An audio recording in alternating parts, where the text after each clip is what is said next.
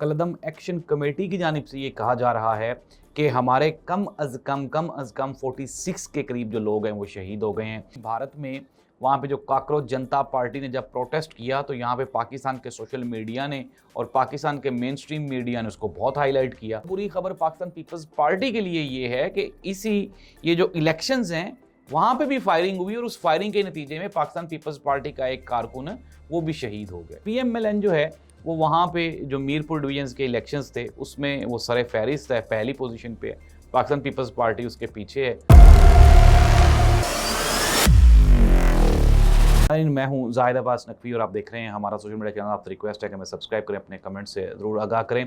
इस वक्त तक जो सूरत हाल है वो ताहाल अभी तक क्लियर नहीं है। रावला कोर्ट में जो कलअदम अवामी एक्शन कमेटी है उसका धरना और लॉन्ग मार्च वो जारी है और जो शहादतों की तादाद है वो कलअदम एक्शन कमेटी की जानिब से ये कहा जा रहा है कि हमारे कम अज़ कम 46 के करीब जो लोग हैं वो शहीद हो गए हैं। लेकिन जो सरकारी रिपोर्ट्स आ रही हैं वो भी कोई हौसला अफजा नहीं है। और जो आज़ाद कश्मीर की जानिब से पुलिस है और IG ऑफिस है उसकी जानिब से भी 8 से ज़ायद शहादतों की कंफर्मेशन आ चुकी है। इसमें एक रेंजर्स का एहलकार भी है और एक पुलिस का एहलकार भी है जिसकी टांग पे गोली लगी और उसके बाद उसकी टांग काटनी पड़ी।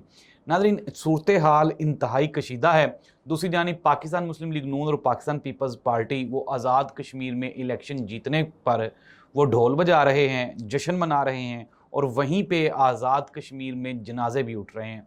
ये एक सवालिया निशान है हमारे पॉलिटिकल स्ट्रक्चर पे और हमारी उस पॉलिसी, स्टेट की पॉलिसी के ऊपर जिसकी वजह से आज ये नौबत आ गई है। नाज़रीन, वो आज़ाद कश्मीर जो पाकिस्तान का अटूट अंग है, जिसको हम ये कहते हैं कि जी हमारी शह रग है, तो अब हमने क्या किया है कि हमने अपनी शह रग को तो आज लहू लुहान कर लिया।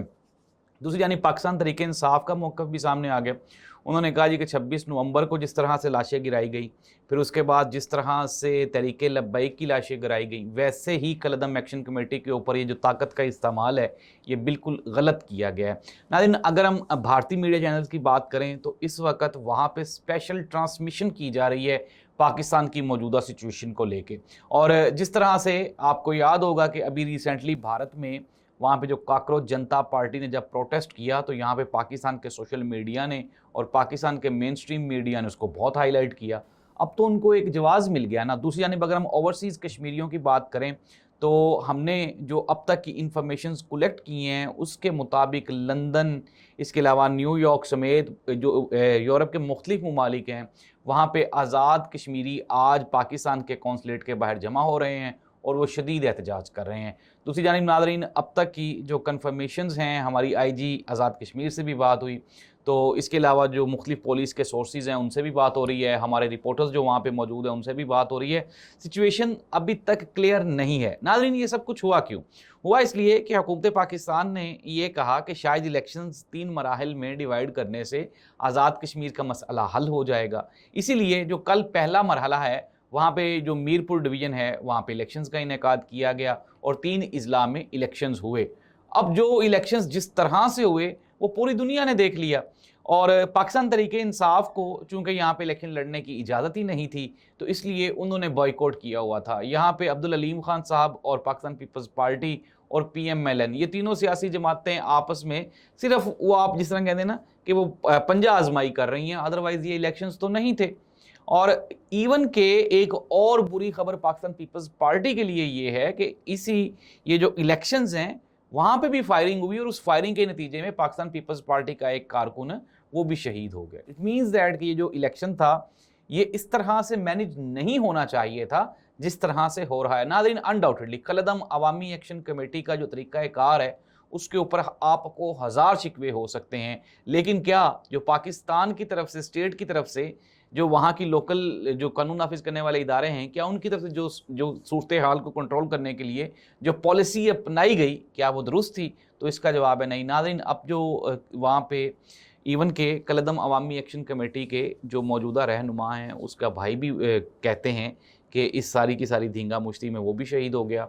और अब जो सिचुएशन है वो किसके कंट्रोल में है? अभी तक स्टेट के कंट्रोल में तो नहीं है वहाँ पे।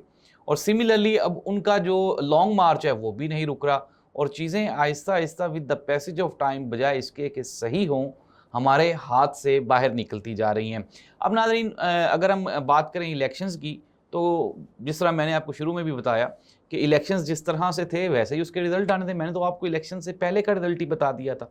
पाकिस्तान मुस्लिम लीग नून ने भी आपको रिज़ल्ट बताया था, पीपल्स पार्टी ने भी आपको रिज़ल्ट बताया था, आपको सब ने रिज़ल्ट बता दिया था कि कौन कितनी सीट्स जीतेगा। तो पीएमएलएन जो है वो वहाँ पे जो मीरपुर डिवीजन्स के इलेक्शंस थे उसमें वो सरे फहरिस्त है, पहली पोजीशन पे है। पाकिस्तान पीपल्स पार्टी उसके पीछे है और अभी तक जो है वो जो इस्तेहकाम पाकिस्तान पार्टी है उसको अभी कोई सीट मिली नहीं है, लेकिन मिल जाएगी। You don't need to be worry about it ना, क्योंकि ये सारी जो चीज़ें हो रही हैं ये सारी की सारी इंतहाई नाकस पॉलिसी का नतीजा है। गैर मकबूल, गैर अवामी और गैर जमहूरी पाकिस्तान में हुकूमत है, जो कि इस वक्त अब ये चूँकि ये एस्टेब्लिशमेंट की भी ज़िम्मेदारी बनती है, इदारों की ज़िम्मेदारी बनती है कि वो ऐसी सूरत हाल को कंट्रोल करे, कहीं ये ना हो कि हमारा दुश्मन इससे फ़ायदा उठाया जाए। नाज़रीन, अल्लाह ताला कश्मीरियों का, पाकिस्तानियों का, वहाँ पे जो कानून नाफिज़ करने वाले बेचारे लोग पुलिस की ड्यूटी सर अंजाम दे रहे हैं, अल्लाह ताला उनका और तमाम कश्मीरियों का अल्लाह ताला हामी और नासिर हो। अल्लाह।